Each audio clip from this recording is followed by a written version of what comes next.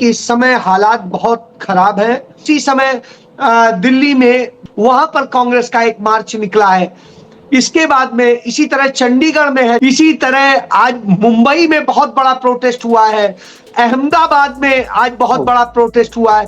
तो जगह जगह ये स्थिति है कि आज हुकूमत को समझ में नहीं आ रहा है कि इसे कैसे कंट्रोल करें। छोटी छोटी लड़कियों के जो उनके प्राइवेट पार्ट्स हैं उनमें पुलिस के लोगों ने लाठियां और सब कुछ डालने की कोशिश की है और तमाम तरीके से हरास किया है, उनकी छाती को छुआ है। मिलिट्री की यूनिट है जिसको आईटीबीपी कहते हैं, तो ये इंडिया और चाइना की सीमा पे सुरक्षा के लिए तैनात होती है। तो अब आप सोचिए उनका काम वहां है, वहां से बुला के दिल्ली में उतार दिया जाता है, कई राज्यों में उतार दिया गया।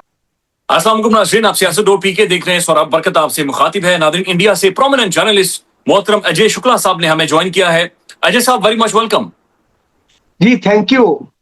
अजय साहब, हम जो विजुअल्स देख रहे हैं बड़े परेशान हैं। भारत में, इंडिया में महसूस ये हो रहा है कि सिस्टम के खिलाफ, निजाम के खिलाफ एक लावा फट चुका है, एक रेवोल्यूशन, एक इनकलाब है जो कि इंडिया के अंदर हम देख रहे हैं। सर नहीं, बिल्कुल आप इस बात को सही कह रहे हैं कि इस समय हालात बहुत खराब है और हिंदुस्तान में जितने सबसे बड़ी चीज है, बड़े होते पॉलिटिशियंस होते वो शायद कम है। आज स्टूडेंट्स हैं, उनकी फैमिलीज हैं और वो सारे लोगों के गुस्से सड़क पर जगह जगह दिखाई दे रहे हैं, चौराहों पे, मार्केट में, या आप बात करें मेट्रो स्टेशंस पे, बस स्टैंड्स पे, जगह जगह गुस्से दिखाई दे रहे हैं। पॉलिटिकल पार्टीज में यदि जो इंडिया की और उस जमाने की यदि बात करेंगे तो पाकिस्तान और इंडिया दोनों की जो सबसे पहली पॉलिटिकल पार्टी थी वो कांग्रेस पार्टी, उसके लीडरान पूरे देश में संघर्ष कर रहे हैं और जगह जगह इसको लेकर के प्रोटेस्ट हो रहे हैं। आज जब मैं अभी आपसे बात कर रहा हूं तो इसी समय दिल्ली में जो है जहां पर बच्चे मुखर्जी नगर में तैयारी करते हैं वहां पर कांग्रेस का एक मार्च निकला है। इसके बाद में इसी तरह चंडीगढ़ में है, चंडीगढ़ में सेक्टर 17 प्लाजा पे आज बड़ा प्रोटेस्ट हुआ है। इसी तरह आज मुंबई में बहुत बड़ा प्रोटेस्ट हुआ है, अहमदाबाद में आज बहुत बड़ा प्रोटेस्ट हुआ है। तो जगह जगह ये स्थिति है और स्थिति तो इतनी है कि पटना में आज बहुत ज्यादा बड़ा प्रोटेस्ट हुआ है, उसमें लाठीचार्ज भी हुआ है और सब कुछ हुआ है। तो ये घटनाएं बिल्कुल सामने है और ये घटनाएं इस तरह से बढ़ गई हैं कि आज हुकूमत को समझ में नहीं आ रहा है कि इसे कैसे कंट्रोल करें। यह हालत हो गई है हिंदुस्तान के सुप्रीम कोर्ट की कि जब सुप्रीम कोर्ट में आज एक पिटीशन लगाई गई कि कैसे छोटी छोटी लड़कियों के जो उनके प्राइवेट पार्ट्स हैं उनमें पुलिस के लोगों ने लाठियां और सब कुछ डालने की कोशिश की है और तमाम तरीके से हरास किया है, उनकी छाती को छुआ है।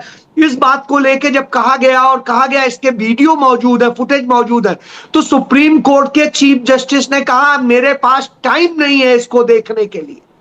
स्वाभाविक सी बात है, इससे बड़ा गुस्सा और शर्मनाक है सर। ये शर्मनाक है। जैसा ये शर्मनाक। अच्छा सर, ये जो आप बात बता रहे हैं, हमने कल देखे, विजुअल्स देखे, वीडियोस देखी, खवातीन को सर घसीटा जा रहा है, नौजवान बच्चियों को घसीटा जा रहा है और जैसे आप बता रहे थे कि बगल उनके प्राइवेट पार्ट्स के ऊपर जाकर टॉर्चर हो रहा है। ये दिल्ली पुलिस कर रही है, ये आरएसएस के गुंडे कर रहे हैं, ये कौन कर रहा है?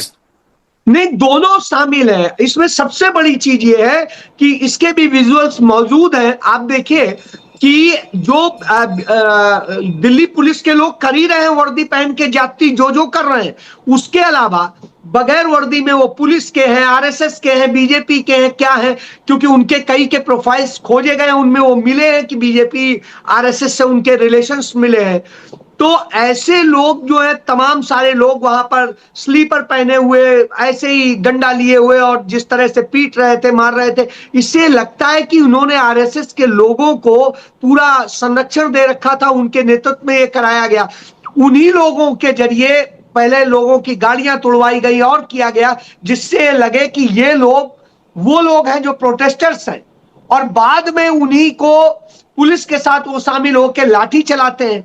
तो ये दोनों के विजुअल्स मौजूद हैं और दोनों चीजें सामने आई कि वही गाड़ी तोड़ रहे हैं और फिर वही लाठी मार रहे हैं इस बात के लिए कि तुमने ये किया है। आज देखने को मिला दिल्ली में कि जो मेट्रो स्टेशन सबसे इंपॉर्टेंट है, राजीव चौक, वो नई दिल्ली के, वहां पर लड़कियां आज नारे लगा रही थी कि नरेंद्र मोदी चोर है, नरेंद्र मोदी कायर है। तो आज सोचिए, जब यह स्थिति हो गई हो, स्कूल गोइंग लड़कियां जो नारे लगा रही हो और तमाम प्रोटेस्ट हो रहे हो, तो यह बताता है। आज इसी तरीके से देखने को मिला देहरादून में, वहां पर बीजेपी के लोग इस बात के लिए नाराज थे कि राहुल गांधी ने आखिर प्रधानमंत्री आवास पर जाकर के प्रोटेस्ट क्यों कर दिया।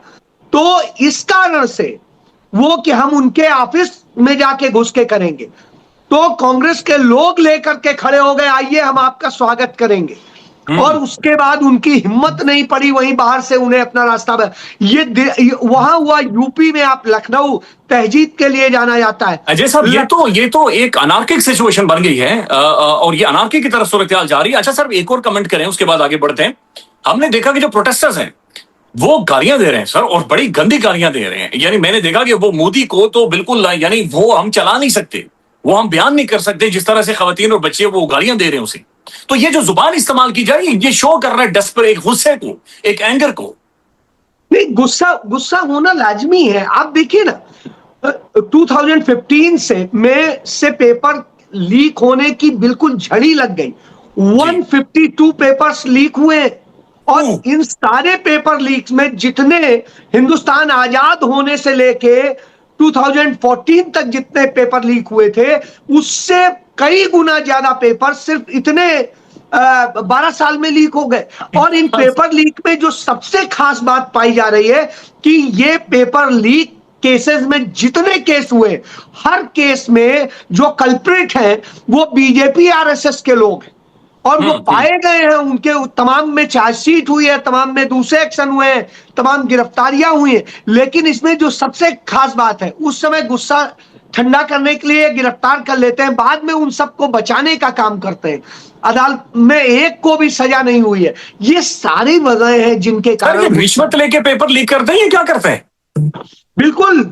ये देखिए, आपने देखा नहीं, जब मई में पहली बार अभी पेपर नीट का लीक हुआ, वो उस समय सबसे पहले राहुल गांधी ने, जो नेता प्रतिपक्ष है, हमारे लीडर ऑफ अपोजिशन, उन्होंने ये मुद्दा उठाया और इसको लेके बड़ा किया। यूथ कांग्रेस और एनएसयूआई ने इसको लेकर के प्रोटेस्ट किया, जो स्टूडेंट यूनियन है कांग्रेस की, और उन्होंने पूरे देश में प्रोटेस्ट किया।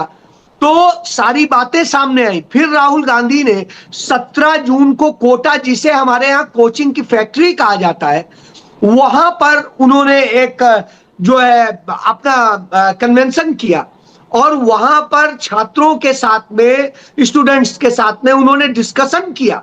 तो सामने आया कि 20 लाख रुपए से लेके 40 लाख रुपए तक के पेपर बिक रहे थे, और वो पेपर ऑर्गेनाइज तरीके से बेचे जा रहे थे। उन्हें लीक करने वाले भी एनटीए, जो नेशनल टेस्टिंग एजेंसी बनाई है नरेंद्र मोदी ने, उसके लोग बैठ के कर रहे थे, जिसमें वो सारे आरएसएस के लोग थे। तो अब आप इंडिया में सर उन चंद लोगों में से हैं जो इस वक्त बड़े हकायक पर मबनी और सच्ची रिपोर्टिंग कर रहे हैं। सर में से हम देख रहे हैं बहुत सारा मीडिया इंडिया के अंदर प्रोपेगेंडा भी कर रहा है। एक जो चीज बार बार कही जा रही है, फैलाई जा रही है कि जनाब इनके पीछे पाकिस्तान है, या पाकिस्तान फंडिंग कर रहा है, या पाकिस्तान की कोई खुफिया एजेंसी है इनके पीछे, ये कोई फॉरेन एजेंट इनके पीछे है। तो ये आपके क्या तज्जिया, एनालिसिस क्या है इसके ऊपर? देखिए, ये तो अपने आप में इससे ज्यादा मतलब हंसने की और कोई बात हो नहीं सकती है। वजह ये है कि पहली बात तो देखिए, पाकिस्तान की वो स्थिति नहीं है कि वो इस तरह से कर देगा। और मैं कहता हूं, चलिए मान भी ले इनकी बात, तो इस समय गवर्नमेंट किसकी है? सेंट्रल गवर्नमेंट भी नरेंद्र मोदी बीजेपी की है। जो ज्यादातर स्टेट्स में जहां पर पेपर लीक हुए हैं वो सारे बीजेपी के हैं, तो वहां पर भी सारी सरकारें इनकी हैं। किसी कांग्रेस की सरकार वाले स्टेट से तो पेपर लीक नहीं हुआ है। तो जो पेपर लीक हुए हैं इनकी सरकारों के स्टेट से हुए हैं। इनकी, जब वहां स्टेट में भी गवर्नमेंट है, लोकल एडमिनिस्ट्रेशन भी इनका है, और उसके बाद सेंट्रल गवर्नमेंट भी इनका है, रॉ भी इन्हीं का है, आईबी भी इनका है, एनआईए भी इनका है, सब कुछ जब है तो आप क्यों नहीं पकड़ लेते भाई? ये फंडिंग हो रही, आप कह रहे हैं, जिस बिना पे कह रहे हैं, आप खोज लीजिए कोई कौन आईएसआई से रिलेटेड है, कौन सीआईए से रिलेटेड है, कौन डीप स्टेट से रिलेटेड है, निकालिए ना। तो आज तक 12 साल में एक बंदा नहीं निकाल पाए। जब जी, आप जी। नहीं निकाल पाए तो कहने को कुछ भी कहते रहिए कि ये चीन सर से फंडेड है या किसी से फंडेड है। ये तो मतलब मुझे लगता है इससे ज्यादा हंसी की और कोई बात नहीं होगी। अब सर मैं माफी चाहता हूं, आपका मूड खराब हो गया इस सवाल के साथ, क्योंकि ये इतना ज्यादा एक गैर जरूरी किस्म का गोदी मीडिया का सर एक प्रोपेगेंडा है। अब इसके ऊपर बंदा बात भी क्या करे। सर वन लास्ट क्वेश्चन, आप क्या समझ रहे हैं, जिस तरह से आपने फरमाया कि ये प्रोटेस्ट फैल गया है दिल्ली में, चंडीगढ़ में, अहमदाबाद, मुख्तलिफ शहरों में ये जा रहा है, क्या मोदी की गवर्नमेंट ये सस्टेन कर सकेगी? ये मजीद अगर आगे जाता है तो क्या ये प्रेशर को अब्सॉर्ब कर सकेंगे, या इसका कोई हल निकालेंगे, या कोलैप्स कर जाएगी गवर्नमेंट यहाँ पे? नहीं, निश्चित रूप से गवर्नमेंट हिली हुई है, इसलिए मैं कह रहा हूं। इसका सबूत है कि कल जब leader of opposition Rahul Gandhi और leader of opposition Rajya Sabha Mallikarjun खड़गे जो कांग्रेस के प्रेसिडेंट है, वो जब जाकर के धरने पे बैठते हैं, प्रोटेस्ट करते हैं, तो सरकार मनाने आती है, सब कुछ करने आती है, उन्हें अरेस्ट करती है। जिस तरह से अरेस्ट करती है, वो सारे विजुअल्स देखने वाले हैं, जिस तरह से मतलब हिंदुस्तान के इतिहास में ऐसा कभी नहीं हुआ था। वो दिन हुआ और कि आपके लीडर ऑफ अपोजिशन को अपनी बात कहने के लिए धरना देना पड़ रहा है। आज उसी डर के कारण संसद में, पार्लियामेंट में डिस्कशन के लिए एग्री हुए। ये डर नहीं होता तो एग्री नहीं होते। और जी। तब बड़े डंके की चोट पर कहा कांग्रेस प्रेसिडेंट मल्लिकार्जुन खड़गे ने कि जब तक एजुकेशन मिनिस्टर का इस्तीफा नहीं होगा तब तक हम कोई चर्चा नहीं करेंगे। और सर काकरोच पार्टी तो कह रही है कि सिर्फ एजुकेशन मिनिस्टर का नहीं, मोदी का भी इस्तीफा आना चाहिए। नहीं, इस बात को दोनों ने उठाया। सबसे पहले जो है कांग्रेस ने ही कल उठाया कि प्राइम मिनिस्टर का और होम मिनिस्टर का भी होना चाहिए, लेकिन मेन चीज है कि चर्चा ही हम तब शुरू करेंगे, ये बात कही गई। तो ये सबकी मांग है और इसमें कहीं वो नहीं है। यहां पर और सब कॉमन है। आज राहुल गांधी ने प्रेस कॉन्फ्रेंस करके कहा कि देश में कहीं पर भी कोई भी प्रोटेस्ट कर रहा है स्टूडेंट, उन सबको कांग्रेस और मेरा समर्थन है। और खुल करके कहा, इनकी हिम्मत नहीं पड़ रही है जब से राहुल गांधी ने कह दिया है कि कोई और कार्रवाई करे, सारी कार्रवाई रुक गई है। अब इन्होंने आईटीबीपी जो चाइना की सीमा की सुरक्षा के लिए, उसे दिल्ली बुला लिया। इतना डर गए। अब आप इससे समझ सकते हैं इनका डर कितना है। तो ये इस समय नरेंद्र मोदी सरकार बुरी तरह से डरी हुई है। नहीं सर इसे थोड़ा सा मजीद एक्सप्लेन करें हमारे व्यूज के लिए। जिस तरह फरमा रहे हैं कि आईटीबी जो आपने जिक्र किया है कि जो चाइनीज से ये को फोर्स है, ये को मिलिट्री है, मिलिट्री की यूनिट है, ये क्या है?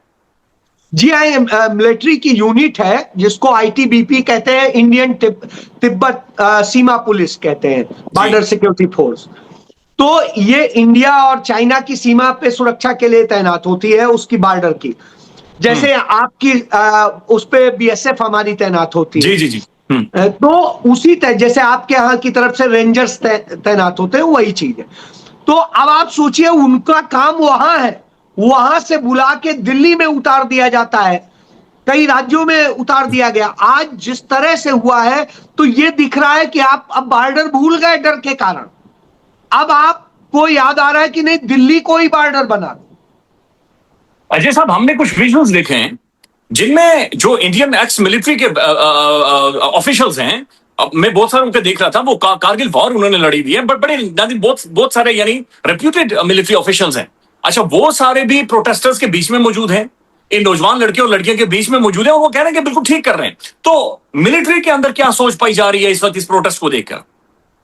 नहीं, निश्चित रूप से सबके मन में गुस्सा है और यही गुस्सा तो आज दिखाई दे रहा है। नहीं तो इस तरह से लोग नहीं बोलते थे, हिम्मत नहीं करते थे। आप एक चीज समझ लीजिए, हिंदुस्तान के अंदर यह हालत हो गई थी कि लोग मोदी के लिए, अमित शाह के लिए बोलने से डरने लगे थे, इतना ज्यादा डर हो गया।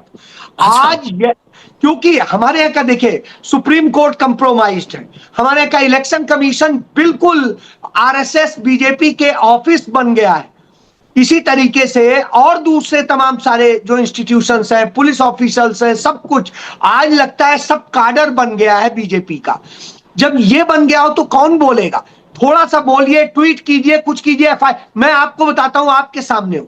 मैंने एक बिल्कुल ईमानदार शब्द बोला था, 2025 की बात है, मेरे खिलाफ पहली बार हिंदुस्तान के इतिहास में और पूरी दुनिया के इतिहास में भारत की कॉन्स्टिट्यूशनल बेंच ने, चीफ जस्टिस ऑफ इंडिया की, मेरे खिलाफ सू मोटो किया।